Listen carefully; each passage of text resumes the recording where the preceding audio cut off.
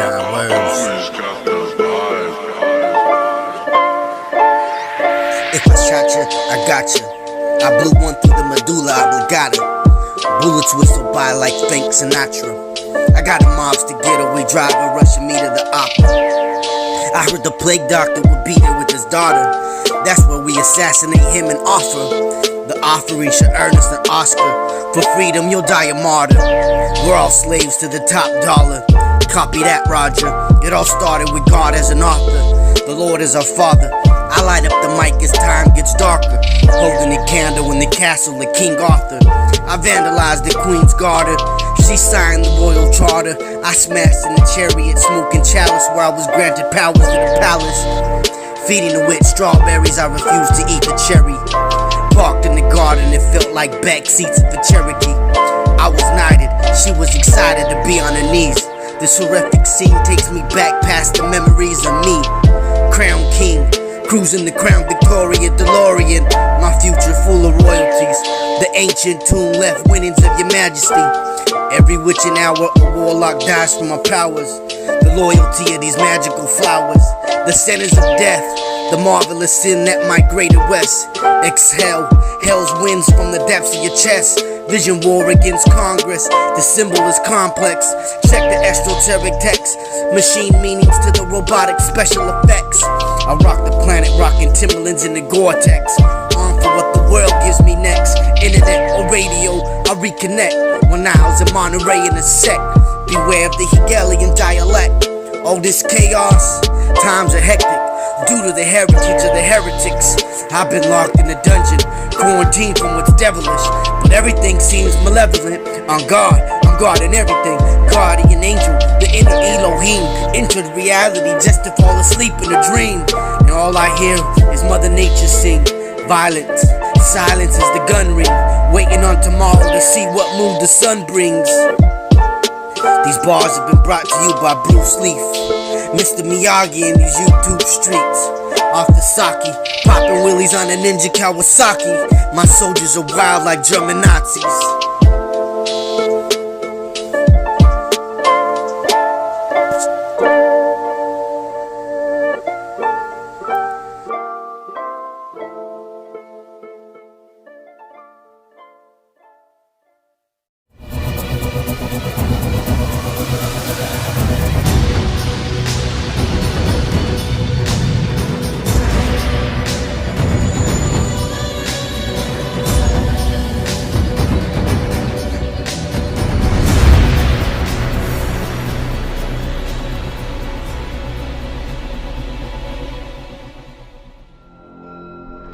Varuna, Sanskrit from vari, means to surround. Hence, literally the surrounder, equals Greek Uranos. Latin, Uranus. In the Vedic mythology of the ancient Hindus, one of the most prominent of the Adityas or offspring of Aditi, the deity of space. He is often invoked with Mitra, sometimes with Agni, the god of fire, or with Indra, or some other elementary deity. Originally Varuna seems to have been conceived as the sun from the time after its setting to that of its rise. The night is therefore said to be Varuna's, and the day, Mitra's, and the ever-going Varuna grants a cool place of rest to all moving creatures, on the closing of the eye, of Savitri, the sun. Varuna was originally the creator and sustainer of the universe. In the Vedas he is described as the great magician whose true nature is beyond human understanding. In later mythology he becomes associated with water and with solar energy. Vedic poets regard the face of Varuna as that of Agni. The eye of Mitra and Varuna is the sun. The fact that this is always mentioned in the first verse of a hymn, suggests that it is one of the first ideas that occur when Mitra and Varuna are thought of. The eye with which Varuna is said in a hymn to Surya, to observe mankind, is undoubtedly the sun. Varuna is represented as a fair, bald, yellow-eyed old man. The only part of Varuna's equipment which is at all prominent is his chariot. It is described as shining like the sun, as having thongs for a pole, a car seat and a whip, and is drawn by well-yoked steeds. Varuna is a god with solar associations. Varuna is identified with Surya and Mitra, and the worshipper worships the sun. the eye of Mitra and Varuna. In many Vedic passages Varuna is associated with the horse, which in all ancient mythology is an emblem of the sun. Varuna is the sun. Varuna in glittering glory sits throned afar in his 100-gated palace. When the dawn appears he mounts with Mitra a golden chariot, at evening one of iron. The sun is the eye of Varuna, the wind is his breath. The god of the highest heaven, Varuna, has shown to the sun, the sea and the stars their path and has ordered the seasons. The sun has many names in Vedic thought including Savita, Aditya, and Bhaskara. Many different forms of the sun gods or Adityas, like Mitra, Varuna, Aryaman and Bhaga, rule over different nakshatras, months, seasons, times of the day, and other time cycles. For example, Mitra is said to be the rising sun, Indra for the sun at noon, and Varuna for the sun at setting. Accordingly, in the Oriental zodiac, given by Sir W. Jones, Surya, the sun, was also called Varuna, or the god of water, and Arka, the deity of the ark. In sharp opposition the West is ruled by Varuna. Varuna, when included among the Adityas, symbolizes the setting sun and, as such, is more closely allied to the gods and powers of darkness than those of light. According to the Atharva Veda, Agni, the sun, becomes Varuna in the evening. The Kausidaki Brahmana states that the sun, having entered the waters, becomes Varuna. In this passage, the waters, the domain of Varuna, are identical with the underworld. The use of Su is almost peculiar to Savita, but it is 2 or 3 times applied to Surya. It also occurs with users, with Varuna, with the Adityas and with Mitra, Aryaman coupled with Savita. The most straightforward view that is warranted by all the facts known to us, is that Varuna was the setting sun. The Egyptian Sebek-Ra, a form of Seb, the original embodiment of Saturn, Kronos, is depicted as crocodile-headed. Varuna's abode is the celestial ocean, water, his weapon is a noose, his vehicle is Makara, a crocodile. The 12th sign of the zodiac, Capricornus, is known in the Hindu zodiac as Makara, the cosmic crocodile. In India, the day when the sun enters the sidereal zodiac sign of Capricorn is celebrated as the Makara Sankranti festival. The Makara crocodile is Varuna's sinister and terrific aspect, identified with devouring time and death. Shani, Sanskrit Sani, is one of the 9 primary celestial beings in Hindu astrology. Dark in color, clothed in black, holding a sword, arrows and 2 daggers, and variously mounted on a black vulture or a raven. In the Gilgamesh epic, a raven signals the end of the deluge. It leaves the ark, eats, croaks, and does not return. In late Babylonian astronomical texts, the raven star, Corvus, is the star of Adad, sun god. It is also an alias for Mars and Saturn. The Greek Corvus was borrowed from the mythical Babylonian raven, Malagarmushan, which was usually depicted perched on the tail of a serpent. Babylonians associated the constellation with Adad, the god of rain and storm, because its stars would rise before the rainy season, in the fall. The sun is Deva, the shining one, the shining god, because he shines bright. He is the god Varuna because he brings rain. Agni, the Hindu fire god. His lightning brings rain to fertilize the land. The golden-haired Agni is the agitator of the clouds, when the rain is poured forth. An is the sun god, Ani is the sun. Chani is simply the word Ani with the aspirate S or SH attached. Derivations of Ani are, Agni, Sani, Shani, Shyani, Shuni, and Zuni. The sun gives life to all things, to all beings. Ani is the sun, Anima is the life, the soul. Animare means to animate. Our very language today recognizes the sun as the source of animation or existence. The Greek Uranos, god of heaven, Saturn, is a compound of the sun, Aries, or Euro to burn, and Ani, the sun. Almost the same word among the Hindus for Saturn is Varuna. compounded of the shining bar of the Assyrians, or Va of the Sclavonians, Persians and Bactrians, the god Abar, and Ani or On, the sun. In the languages of Sanskrit, Bengali, and Sinhalese, the word Suryaputra is defined as Varuna, Shani, Saturn and son of the sun. Sun or Sansi, the sun god, was the second member of the second triad. The main element of this name is probably connected with the root Shani, which in Arabic, and perhaps in Hebrew, means bright. Hence we may perhaps compare our own word sun with the Chaldean san, for sun is most likely connected etymologically with sheen and shine. In Hebrew Shani is usually translated scarlet, but some learned Jews suggest that the true meaning is bright. Hebrew Shani is by some derived from the word Shana. The definition of Shana is a repetition, a return of the sun's circuit, or of similar natural phenomena, from Shana, to fold together, to iterate, to repeat, a year, the iteration or repetition of the solar light's revolution over the whole face of the earth, by its annual and diurnal motion and declination. Rosh Hashanah, literally, head of the year, it is the Jewish New Year. The Shuni and Shushoe rituals combine Buddhism and Shinto. The Shushoe was held at the New Year for 3, 5 or 7 days, the Shuni during the second month, from the 1st to 14th day. Both were renewal rituals held in the Buddhist temples. Their purpose was to secure peace in the nation and a good harvest later in the year by warding off evil. Varuna, Saturn, having the sun as his eye, is also god of the waters.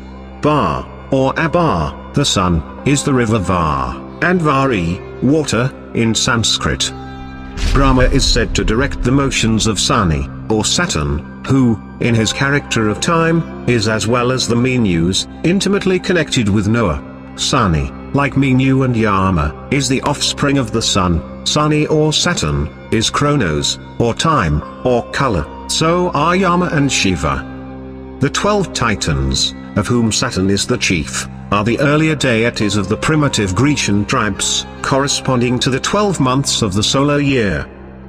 The year is called Shana, from iteration or repetition, because it is iterated by the sun's returning to the same point whence he sets out, and always revolves or returns upon itself by its own path. It is well observed that we cannot define Shana, as applied to the sun, without defining at the same time the tropical year. This is why Chronos Saturn is associated with time, this is why Saturn devours his own children, and is depicted with the Ouroboros. The serpent represents the sun. The serpent eating its own tail represents the annual solar cycle. Dr. John Hall Gladstone, in a most revealing dictum, is quoted as saying, "The planets, you know, were named after many of the gods of antiquity. Saturn was considered to be very dull and dark. In fact, Saturn, in the old Hindu mythology, meant the sun when under the earth, or the sun at midwinter, and Jupiter, in that mythology, was the clear bright sky or the sun in his triumph. And so Saturn was originally not a planet, but the sun when obscured, the sun when dark and dull, as at midwinter." It is the opinion of some learned writers, that the sun was worshipped under the name Saturn. Servius says, that the Assyrians worshipped Saturn under the name of Bel, and that the sun and Saturn are the same. It seems highly probable, that the worship of Saturn was originally derived, by the Western nations, from that of the sun as adored in the East. At the same time, it is evident that they incorporated many things of their own into this part of their mythology. But as they had different deities that bore the same name, they seem to have often jumbled together allegories concerning nature, the history of their departed heroes, and mere fables, in their accounts of one particular deity. By supposing that Saturn was another name for the sun, we can easily account for the striking similarity of the rites used by the Romans in their Saturnalia, celebrated in the latter part of the month of December, to those of the northern nations. Shani or Saturn is thus merely the Vedic or older form of Godhead or Brahman, known in the oldest texts of India, the Vedas, as Varuna Rudra, the Divine Merciful One and Judge Supreme. He is later known as Mahakala, Great Time, and Kala Bhairava, Wrathful Time. in later Hinduism, as aspects of the god Shiva.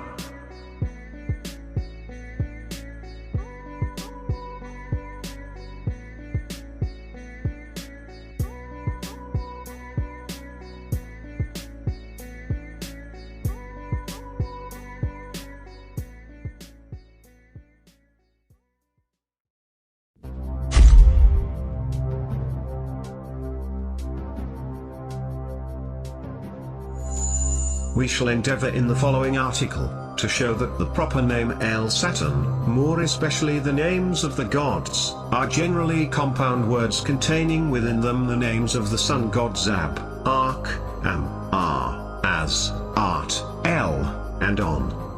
Whatever was the origin of these monosyllabic names of the sun, they are found from Italy to Egypt, Mesopotamia, and Bactria. Ar, or Ari, meaning fire sun, is in Greek Ares, in Phoenicia and Judea, it is Ar. The fire, it is, or of the Chaldees, the seat of the fire priests. It is the Latin aro, to burn, Aria, a country, Ario, the Medes, who were fire worshippers. The Hebrew word literally means flame or light. Fire, flare, sulfur, phosphor, burn, all carry the syllables ar, and or, and pertain to the fire, the light or luminescence. Very often, a is misread e in the Bible, for Aleph, the first character of the Hebrew alphabet, is both a and d. As paralleled with ar, gives Azar, the god, Azar, the fire god, Azur, or As-ar, and Azarak, the deity after whom Assyria is named. Ad, or At, is Atis, and Artis, Ardad, the sun. In Egypt Admun, is the sun, hence, the At in Saturn. Ab, compounded with El, gives the god Bil or Bel, able, evil. B, softens continually into V. 7 Sevar Egyptian names of Saturn. Jehovah is called Sebaoth, God of hosts, or God of heaven, him whom heavenly hosts obey. Savadar, the creator son of the Hindus, is Sab, or Seth, Saturn, and Idar, Adar, the fire and sun god. If the fire god Ark is compounded with Ani, the sun, we have the ancient name of Saturn, Chorn, Kiworn, Baal-Chorn, Kian, worshipped in Egypt by the Israelites. Sargon, an Assyrian king equals as a Chorn, K passes over into G and CH. El, the sun, god, compounded with Ab, the sun, gives Apel, Apollo, the fighter, Abel, Bel, the sun god of Mesopotamia, Phoenicia and Palestine, all the Baalim or Elim, the sun gods. Cain and Abel are Bel, the sun, and Chorn, the Baal-Chorn, or Agni, or Chin, or Char-on. We find Zabul, the name of a prince, it is as Abel. The word Zebulon is Sab, Saturn, and Elon, Elion, the Most High God. Beelzebul and Beelzebub are compounded of Ab, El, and As, ancient names of the sun, now demonized. El is the sun, As is the sun, Ani is the sun, Ar, is the sun. Ar and On, give Uranus, or Auranos, heaven, or Saturn, which is Seth Uranus, the El Shaddai, Sadi, Set, or Seth of Genesis. Ag, the fire god Ark, compounded with Uranos, gives Ekron, whose god was Baalzebub, Kronos, the beaming sun, a name of Saturn, Ark, Ar, and On. The Latin name was Sarah, Azar.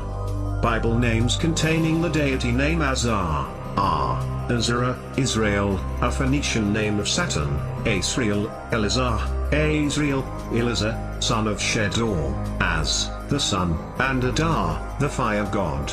The Assyrians and Persians called their chief god Ahura, or Ahura, Az and Asarak. The Roman god of heaven, Saturn, is a compound of Ar, the sun, Ares, or our, Latin euro, to burn, and On, Ani, the sun. Almost the same word among the Hindus for Saturn is Varuna.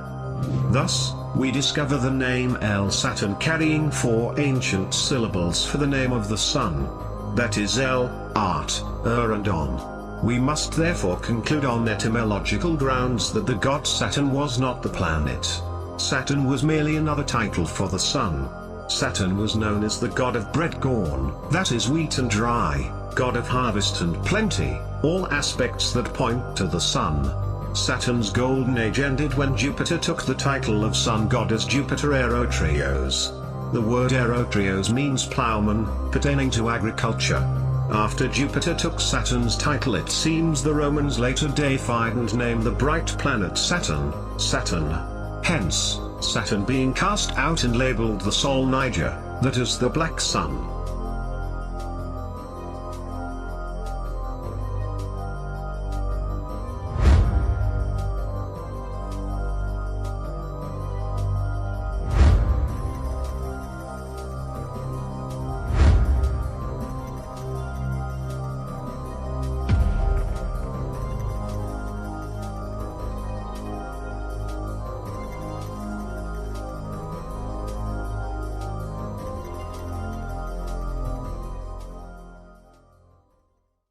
We know that the planet Saturn has a hexagram, a perfect hexagram at its north pole. What very few people know is that this hexagram has been known about by ancient people for as long as history has been recorded. People who did not have telescopes or the technology to view anything outside of the Earth's atmosphere besides the stars. That is quite the paradox. That's what's been on my mind lately about this subject. It is, number one, absolutely impossible for these people to have viewed Saturn, especially North Pole. Saturn being associated with the black cube, which has direct connection to the hexagon shape, which is a 2D format of the cube, proves to us without a doubt that these people over the centuries from all over the world understood that there was this anomaly at the peak of Saturn. This has led Saturn to be a leading role in astrology and mythology throughout the ages, and even to this day is part of our pop culture. So when you go down the rabbit hole of the Saturn mythology, you get into this Gnosticism, where Saturn is considered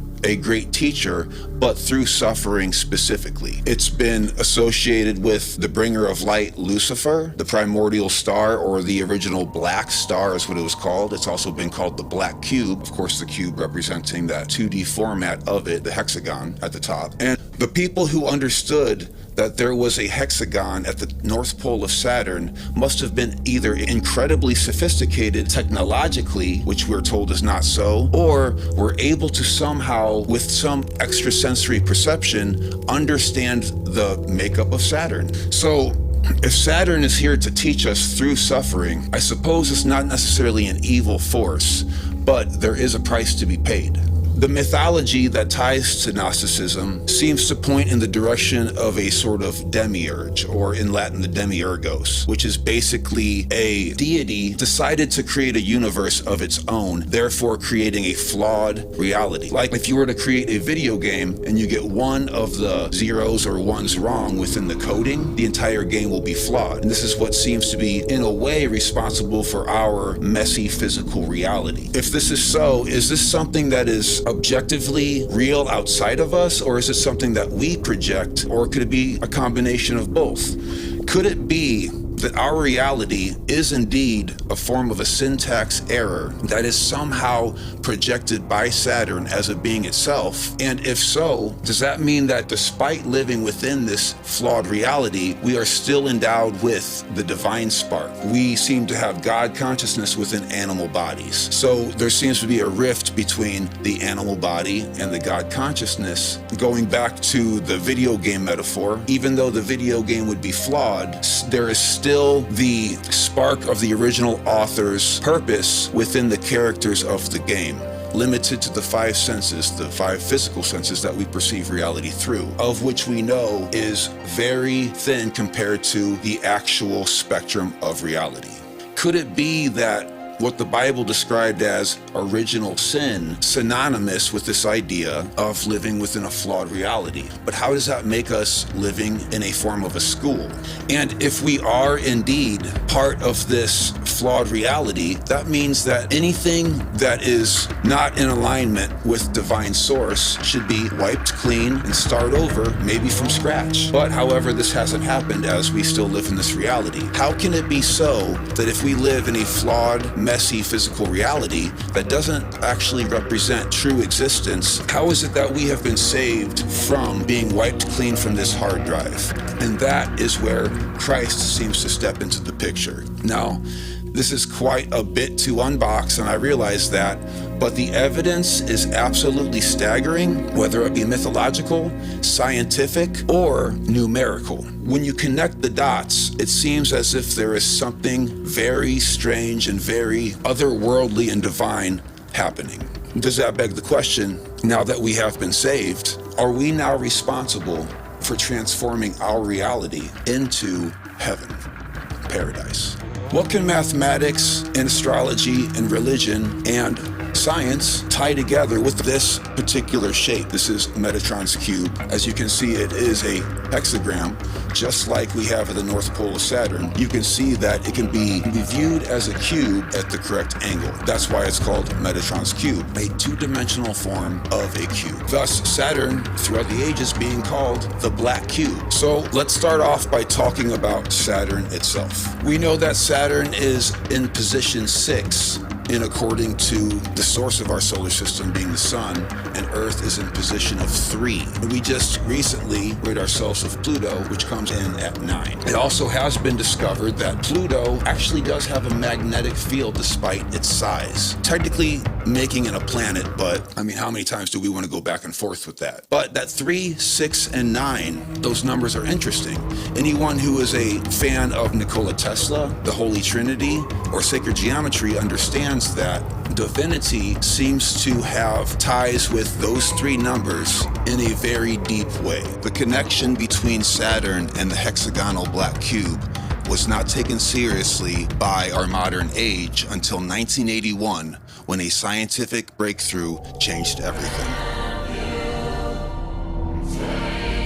The Voyager sent back sharp images of this anomaly at the North Pole of Saturn, confusing scientists and astronomers all over the world. They scrambled for explanations as to how this could happen on a dead planet. Something that is obviously not sentient, right? Things that are not alive. Bees create hexagons, we create hexagons, but of science, maybe turn to theology, religion, hermeticism, and mythology to better understand what's happening here.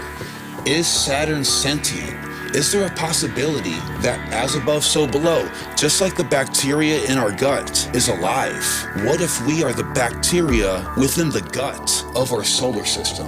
And Saturn is somehow responsible for our physical reality, that being our 5 senses. It seems as if the tetrahedron, the triangle, and of course the cube represent sentience. For the first time, we have this evidence of sentience being performed by a so-called dead planet. I would be the first one to admit I would love to subscribe to a theory that these ancient people had technology to see the hexagon on top of Saturn. Maybe those from Atlantis, or civilizations before that. Perhaps civilizations of intelligent human beings, or even non-human intelligence, we don't fucking say that, is somehow able to see these things and through cataclysms like the Younger Dryas, wiped out and start over. But I can't put any physical evidence on it.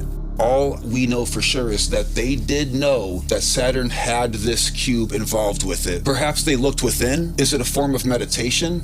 We can only speculate as to how Saturn has been called the black cube for thousands of years. We have to keep in mind throughout this entire thing that our ancients spoke in the language of symbols. You can go ahead and throw that away. You can make noise. What are you doing? Don't.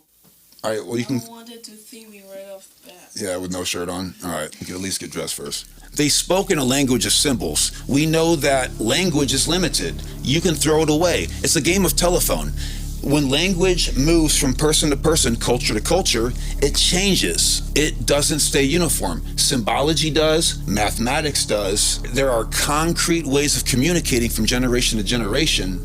Can this anomaly on Saturn tie together religion and science, finally, to be able to admit that we don't know what's going on in the universe? Our five senses are limited. Our language sucks. All language sucks. Language was invented to explain the reality that we live in. So we can't possibly use language to explain things that are outside of our five senses. So we use symbols. That's right. And everybody knows that's what the pyramids are for. We have to get rid of our own bias about what's happening here. We can't blame aliens every time we find something that is unexplainable. Yeah. Words don't work, symbols do. We don't necessarily see the world as it is, we see the world as we are.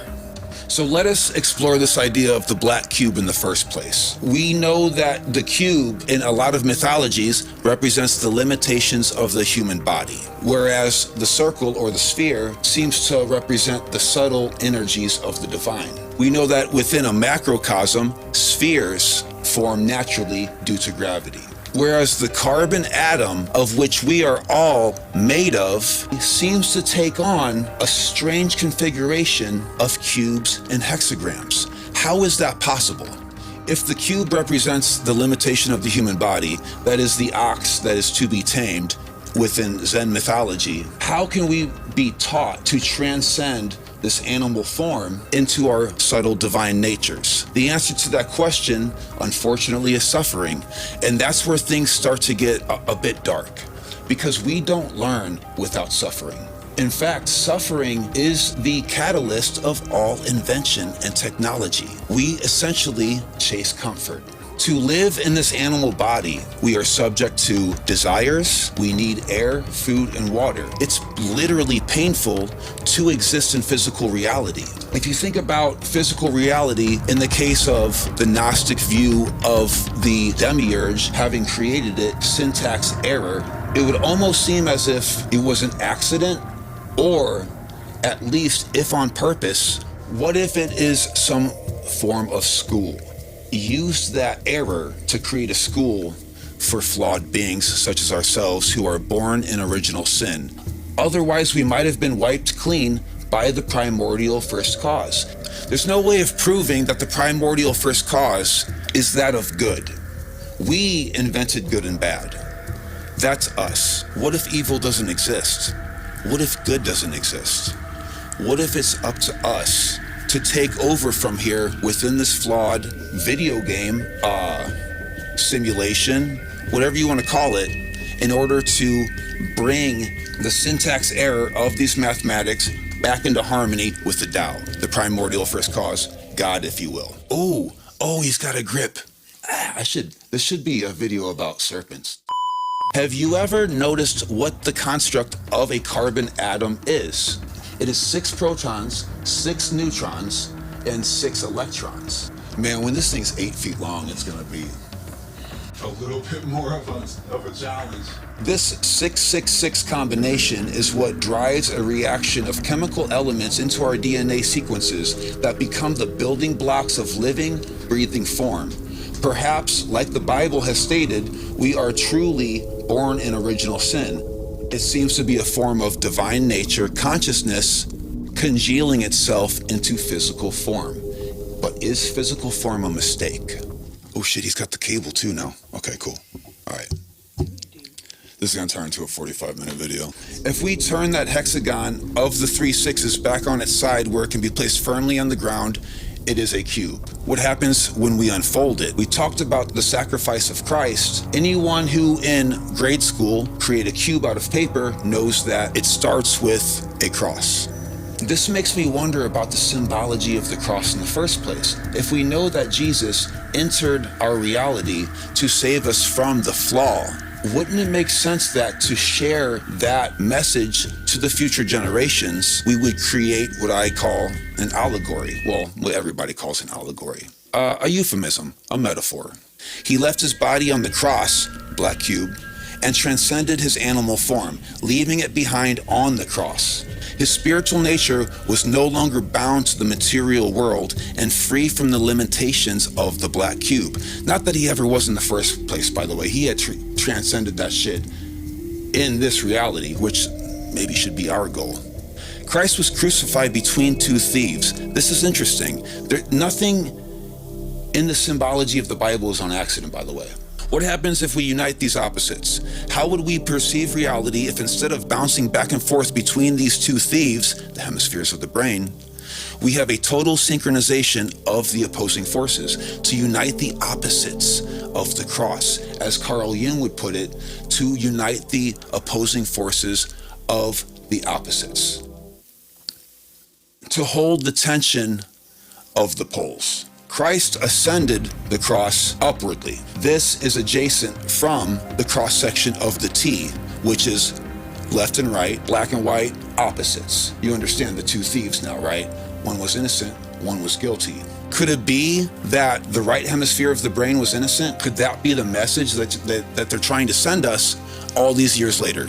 Was a man named Jesus literally crucified and humiliated for teaching human beings about peace and love? Or are we looking at an allegory that's been passed down through the generations in the form of symbols, just like the pyramids, in order to teach us something that can't be expressed with literal words? This idea of the tetrahedron, the Holy Trinity, the 3, 6, and 9s, the 666, and the black cube, exists in every culture, in every bit of time throughout history, and very often is tied to the planet Saturn. I'm not particularly into astrology myself, mostly because of the way that it's been generalized. It's become a sales pitch, like a fucking strip mall. But the original astrology wasn't quite like that. Gravity affects things. We know for a fact that when there's a full moon, people act differently. It controls the tides. The moon moves water. Our bodies are 70% water. How is it possible to deny that we're not affected by gravity? We can't see gravity with our own eyes, but we know it's there. It's literally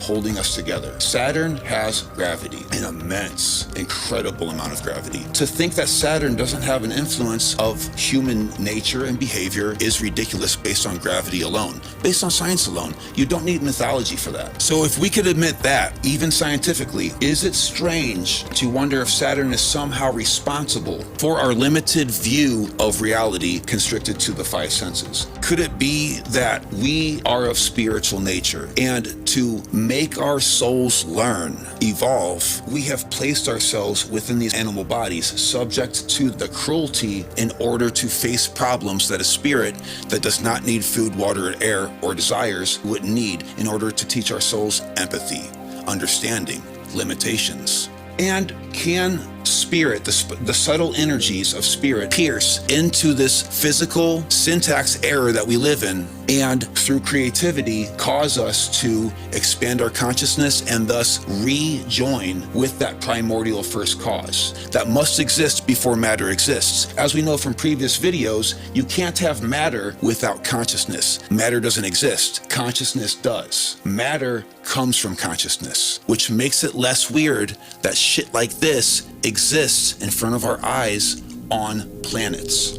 The Gnostic Sophia wanted to create a reality of her own, but it didn't have the purity of consciousness to do it right. Imagine an intern who began taking over for someone making a video game. There would be problems. But the spark, the mathematics of that original author would still exist within the video game despite how messy it gets. Could our jobs be to realign with that? And if we are an accident, what if Christ saved us because he didn't find it fair for his father's sons and daughters to be erased because they are a syntax error? We are recognized for our spiritual nature. If we can overcome the animal body, we can ascend. A lot of you watching this have probably seen the popular animated TV show Rick and Morty. A mad scientist named Rick decided to invent a machine to serve him butter. When the machine became sentient and realized that its entire sole purpose was to serve butter, it went into a depressive state. This is a good way to understand that Gnostic cruelty of physical existence. Rick's battery on his car, or fucking something like that. I'm gonna get the details of this episode wrong, but it's the gist. The battery on his car quit working, so he had to shrink himself down into a macrocosmic level to go into the battery. There was an entire civilization of living physical entities whose efforts and energy is actually what powered Rick's car. Rick pleaded with Morty and said, do not tell these people that their sole purpose is to power my car. It would create chaos. The living entities, the conscious beings within this reality wouldn't be able to handle the brutal reality of their existence being for the sole purpose to power some dirtbag's fucking car. It would cause mass suicide. When Rick goes down there as an avatar, he's considered a god.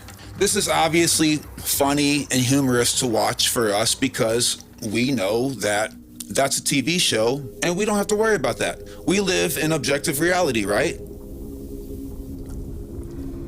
There's no way that we are a power source for an evil entity. It can't be. That certainty that we are not a food source for a higher creature that could be, in a way, malicious is hubris. It's ego. We think we're the top of the food chain, and when we find out that we're not, we freak the fuck out.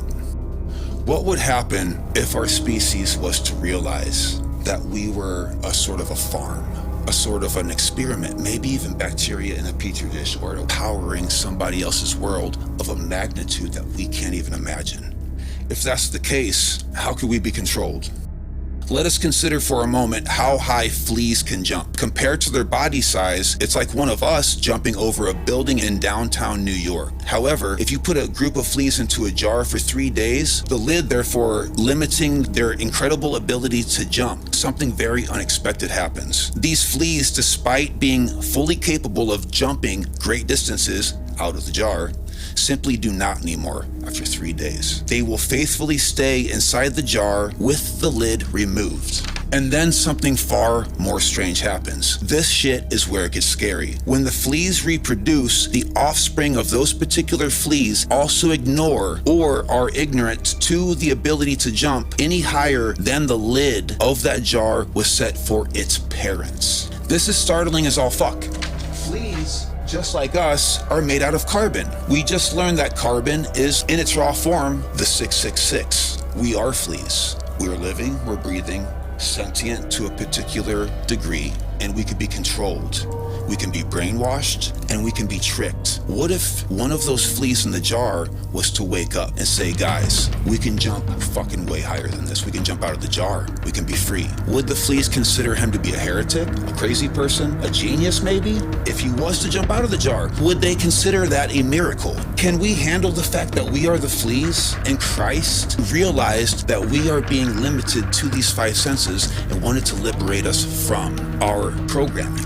The carbon atom, the black cube, Saturn, 666. Our non-Christian viewers might say, what about Krishna? What about the Buddha, Quetzalcoatl? These teachers of mankind, Lao Tzu, for example, who have woken up and they've expressed themselves to other human beings. Us, as those fleas who can't jump out of the jar, oftentimes assassinate those who show us how powerful we are. Because to be that powerful, we have to use love and understanding in the same way that the bacteria in our gut has to break down proteins, get along with the amino acids in order to create DNA. All of the portions of our body, which is essentially a place, all of these atoms, molecules, DNA, organs, etc., have to get along and live in harmony for us to thrive. If they don't live in harmony, it becomes cancer. That's science. That's not theology.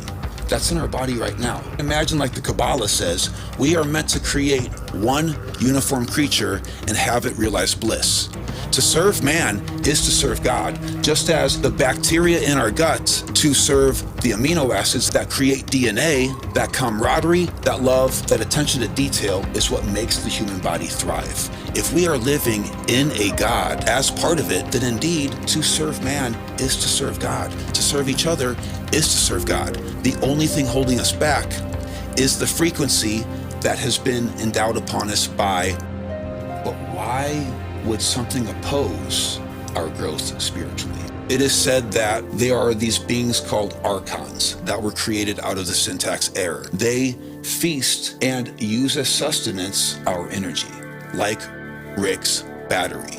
The more pain that we go through and the more hatred that we expel towards our fellow man, the more that cancer can grow. Cancer within us depends on the discomradery of our physical nature to thrive, thus killing us.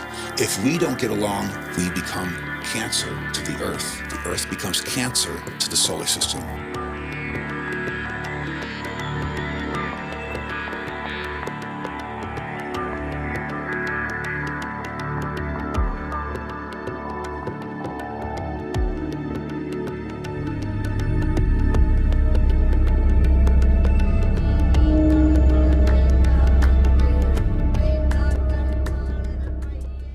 Mark Rober, if you're watching this, that you probably aren't, Called out.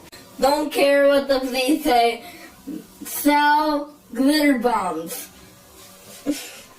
Yeah. We subscribe to your Tinker Crate, Mark Rober. Do not ever send us a glitter bomb. I don't understand why you insist on learning things the hard way, Trey, but you gonna learn. Oh yeah, you gonna learn. To reveal the hidden God, we must first analyze the old biblical and Babylonian gods commonly known as Noah, Dagon and Nimrod. There are a myriad of other gods that connect with this topic, but for the sake of over-encumbering the viewer, I will mainly focus on the three deities mentioned.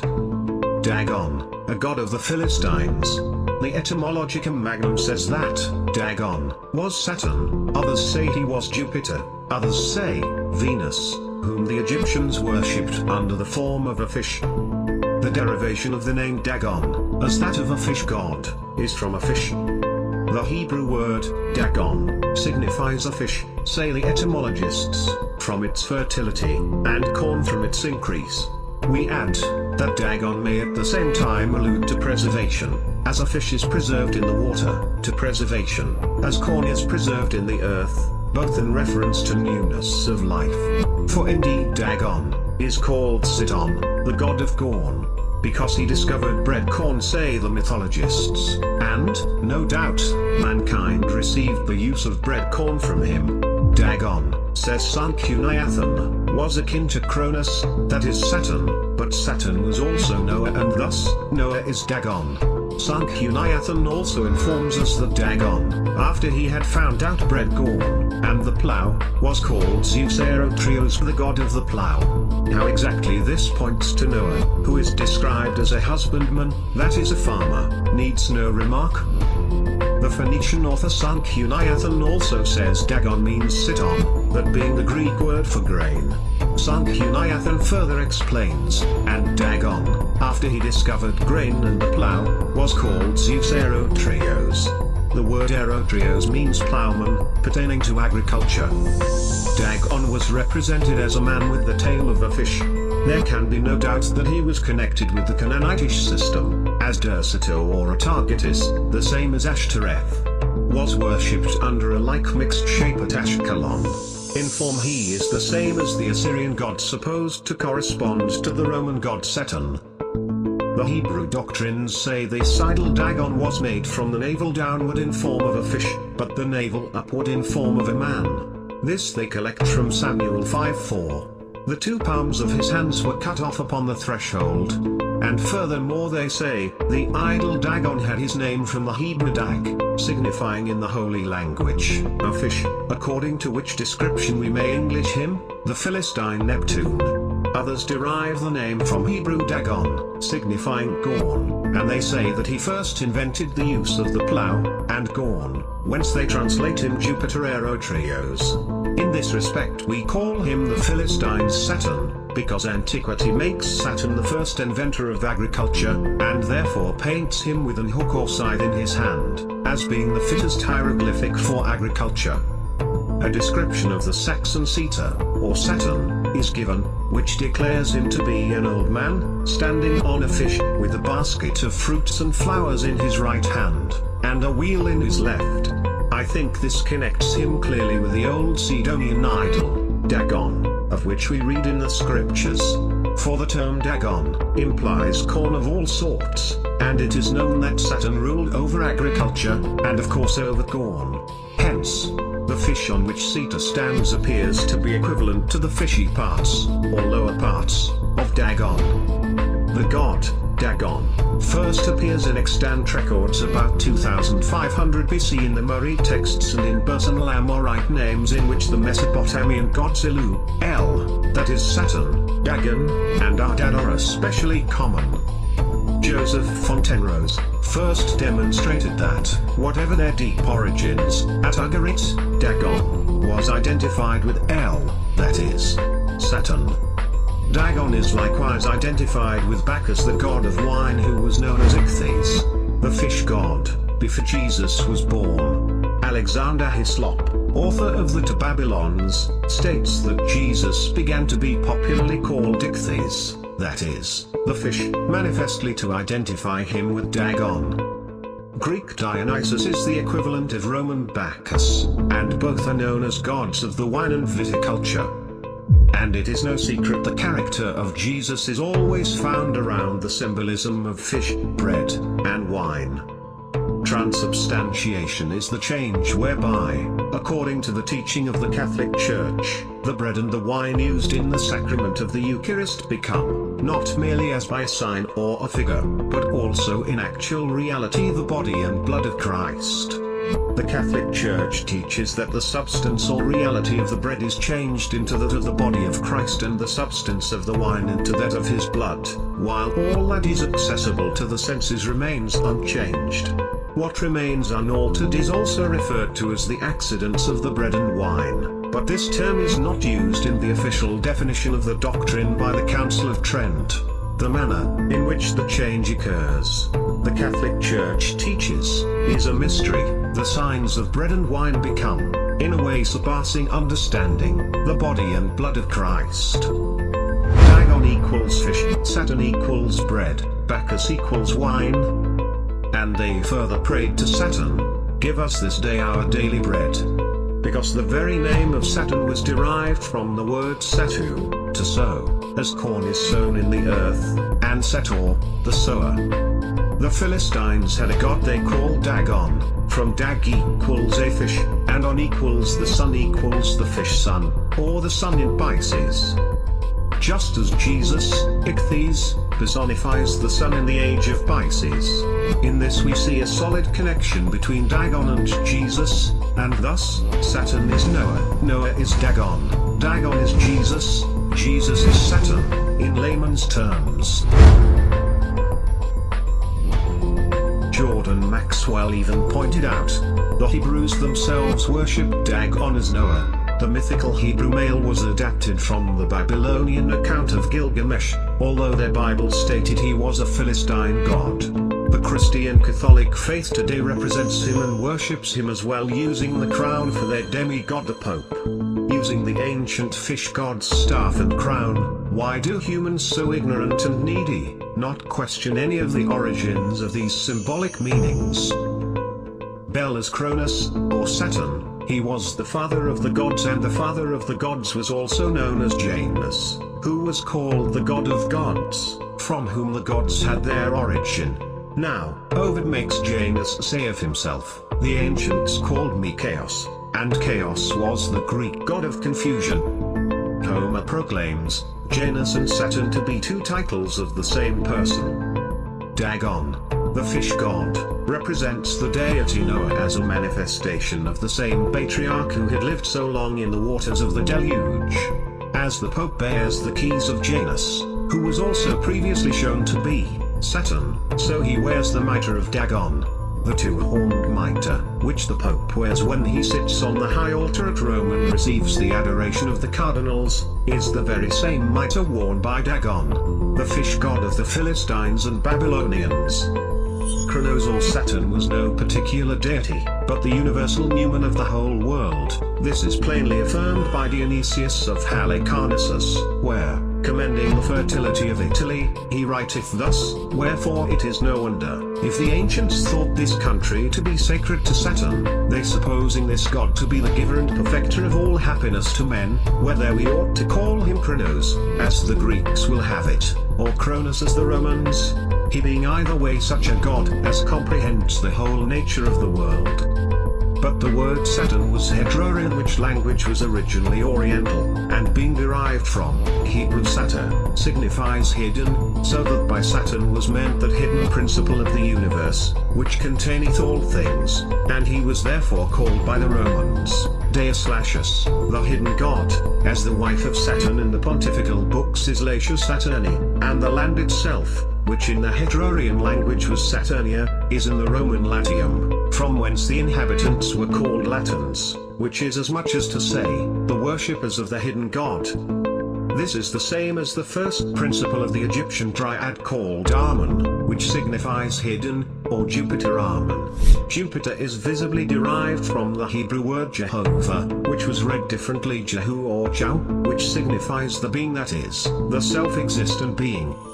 To this Jah was added the word Father, or Pater, and hence came Jah Pater, or Jupiter of the Romans. The Greeks translated the word Jah by Zeus. This word Zeus they changed into Dios, and by adding Pater called the supreme god Diospiter, the father of life. St. Austin himself concludes that according to this Varronian notion of Saturn, likewise, the pagan Jupiter and Saturn were really but one and the same numen.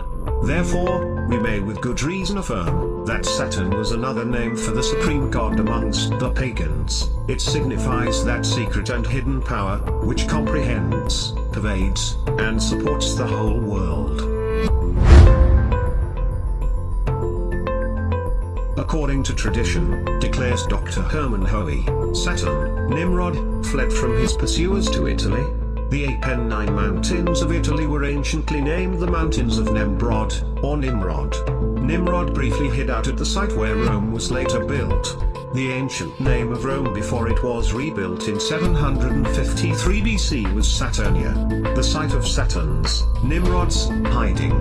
There he was found and slain for his crimes.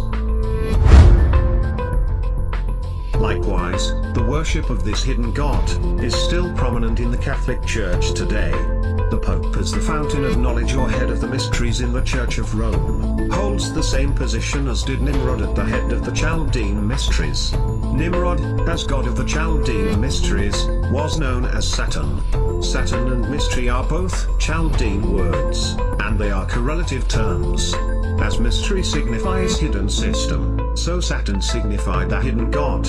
To those who were initiated the god was revealed, to all else he was hidden. Now, the name Saturn in Chaldee is pronounced Satur, but consists only of 4 letters, thus stir.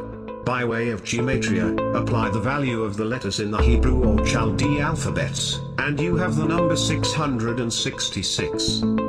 Let him that has understanding count the number of the beast, for it is the number of man, and his number is 666.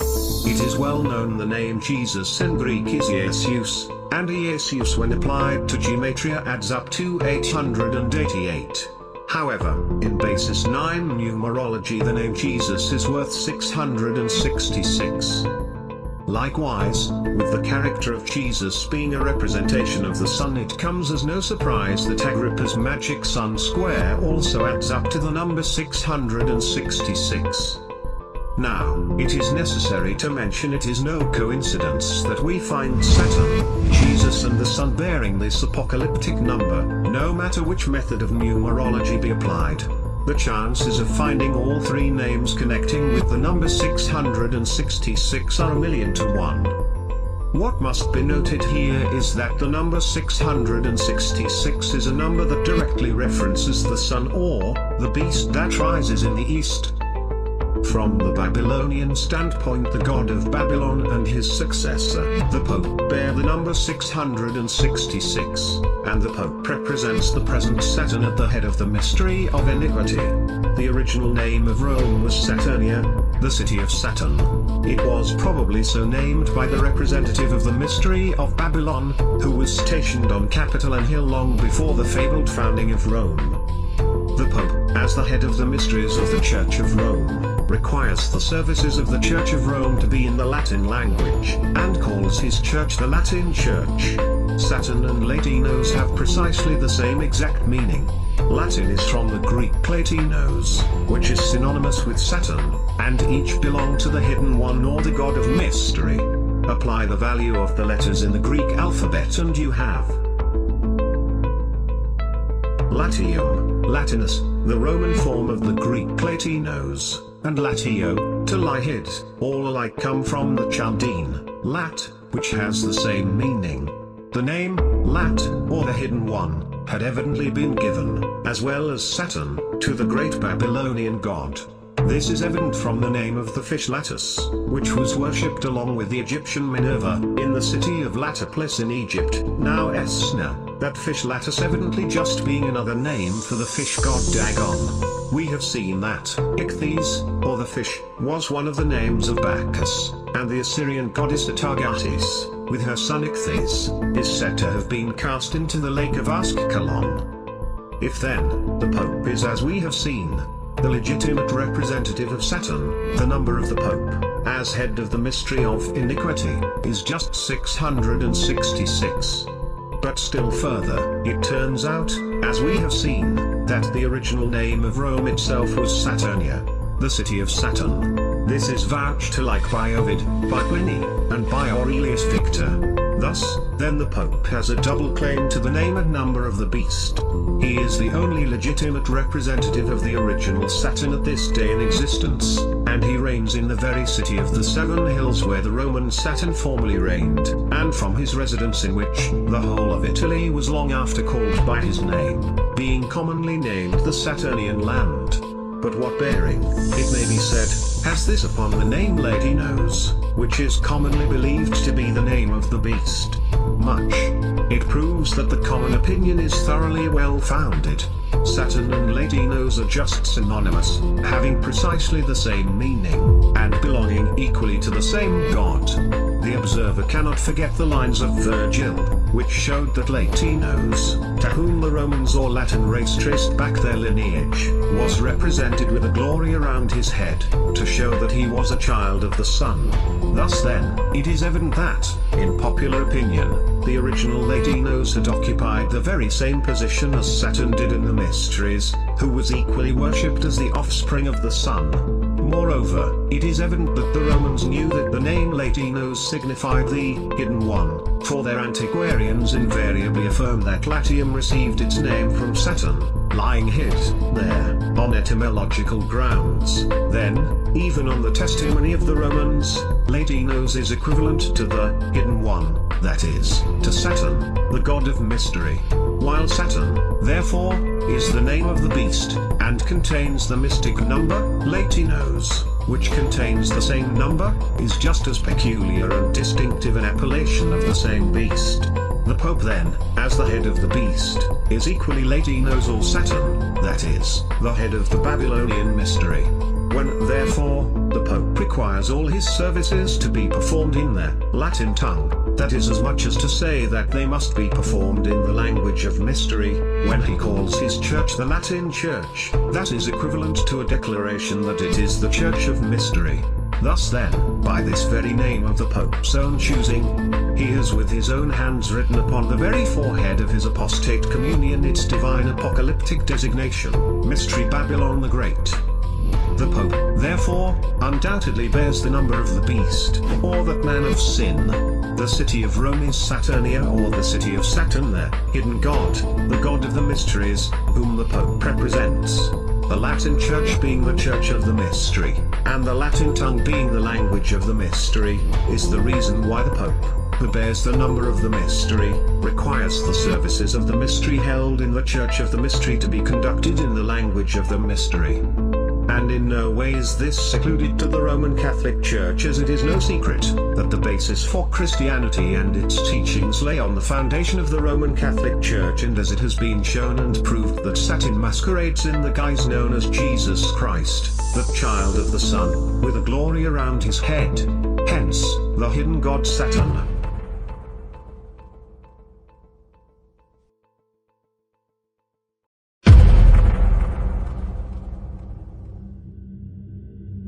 (6,666 and 666, like 66, 660 and 60, are solar numbers and are connected with the circle and its sixfold geometry.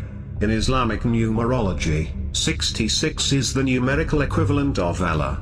In Judaism, the six-pointed star or hexagram is the seal of Solomon. It appears in every branch of Freemasonry. The associated 666 gains its infamy in the West as the number of misused power and authority mentioned in the Book of Revelation, but more traditionally, 666 represents the solar principle. It is also a number of Christ. The sun, 666, shining from above, is the power that gives order to the chaos of earth. It is the masculine principle in action. Only if this power is misused will it lead to abuse. It was this unbalanced manifestation of 666 that the author of Revelation identified with the Antichrist or the Beast. It is for this reason that 666 has come to be identified with concepts of the satanic, or extreme negativity, but this was emphatically not its original meaning. The most common carbon isotope, carbon-12, the basis of all known life on Earth, consists of 6 protons, 6 neutrons and 6 electrons. The 3 angles of an equilateral triangle, 6 of which make up a hexagon, are each of 60 degrees, reflecting the solar number 666. In the Old Testament, the weight of gold that King Solomon received yearly at the temple was 666 talents. Gold is related to the sun in alchemical and Kabbalistic thought, and the name Solomon is a combination of the 3 ancient names for the sun. Sol is Latin for sun, Om is Hindi for sun, On is Egyptian for sun. Also, the vowel O is symmetrically placed throughout the word 3 times. Note that, apart from looking like the sun, O is the 15th letter of the English alphabet. O to 15 15 15. 1 plus 5 equals 6, 1 plus 5 equals 6, 1 plus 5 equals 6, equals 666, the number of the sun. The number 666 is the number of the sun square, and it has 12 factors, just as the sun has 12 signs of the zodiac and as Solomon is the king of the 12 tribes of Israel. Solomon by way of Greek gematria equates to the number 1260. The number 1260 was an ancient Jewish calculation used to measure solar years consisting of only 360 natural days. A time is a cycle of 360 degrees, times is 2 cycles or 720 degrees, and a half time is 180 degrees. Adding these together we get 1260 degrees. The number 1260 was a measurement Ptolemy calculated to figure the mean distance of the sun. Nonagon, a figure having 9 sides and angles of which its interior angles total up to the sum of 1260 degrees. Nonagesimal, or nonagesimal degree, called also the midheaven, is the highest point, or 90th degree of the ecliptic, reckoned from its intersection with the horizon at any time, and its altitude is equal to the angle that the ecliptic makes with the horizon at their intersection, or equal to the distance of the zenith from the pole of the ecliptic. It is much used in the calculation of solar eclipses. I can only indicate the fact that the chronology of Babylon and Egypt is built on the 18 years eclipse cycle, and that 18 times 37 equals 666, and 18 times 70 equals 1260. In 37 cycles a solar eclipse reaches centrality, while 70 to 74 cycles form common and characteristic periods comprising the entire history of a solar eclipse. Is it a coincidence that we find Jesus, the supposed descendant of Solomon, both of whom undeniably carry appellations of the sun? Revelation 13:18. Here is wisdom. Let him that hath understanding count the number of the beast, for it is the number of man, and his number is 666. The esoteric meaning of the whole verse is therefore, here is a riddle, let him who has intelligence compute the number of the beast, for it is a number of man, and his number relates to that of the sun. We are told to count the number of the beast. The number 666 does not need to be counted or computed. For it is openly given, so evidently there is another number behind it that does need calculating. That number is in the final, key phrase of Revelation 13. And his number is 666. By way of Greek gematria, the values of the words in that phrase are the sum of these numbers, and therefore the value of the whole phrase, is 2368, which is the number of Jesus Christ. Here is wisdom. Let him that hath understanding count the number of the beast, for it is the number of man, 2368, Jesus Christ. For the Lord God is a sun. I am the light of the world. He that followeth me shall not walk in darkness. But unto you that fear my name shall the Son of Righteousness arise with healing in his wings, and ye shall go forth, and grow up as calves of the stall. Malachi 4:2 is a prophecy concerning the Messiah of Israel, and as we have already seen, it is about the Son, not the Son. This is not a mistranslation, nor is it a mistake. In him was life, and that life was the light of all mankind. My favorite verse thus far, John 8:12. I am the root and the offspring of David, and the bright and morning star. Many people have never stopped to consider the paradox that is inherent in this verse. How can someone be the root and the offspring of the same person? Well, if you know Jesus to be merely a metaphor for the sun, it's quite simple to comprehend. The author is identifying Jesus with the bright and morning star, which is the sun, not Venus, that has been proposed by many others. Who is the root of Jesus? Abraham. Numerous scholars have equated Abraham with Saturn. Philobiblius, of the 1st century, expressly assures us that the Phoenician name of Saturn is Israel. And Israel and Abraham are names constantly confounded, and used as perfect synonyms with each other throughout the Old and New Testament.